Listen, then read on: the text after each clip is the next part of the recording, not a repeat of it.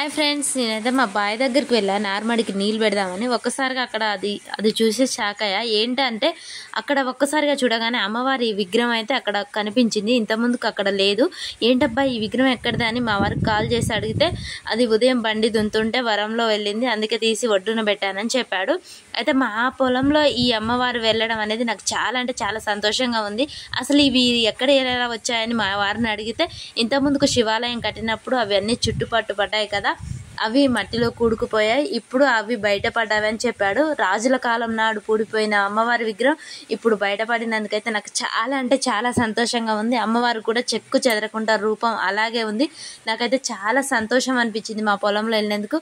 ఓకేనా ఫ్రెండ్స్, మరి మీకు ఎలా అనిపిస్తుంది అనేది కామెంట్ బాక్స్లో కామెంట్ చేయండి. మన ఛానల్ని మాత్రం తప్పకుండా సబ్స్క్రైబ్ చేసుకోవడం మర్చిపోకండి ఫ్రెండ్స్. అశ్విని విలేజ్ లైఫ్ ఛానల్ని సబ్స్క్రైబ్ చేసుకోండి. ఓకేనా ఫ్రెండ్స్, బాయ్ మరి.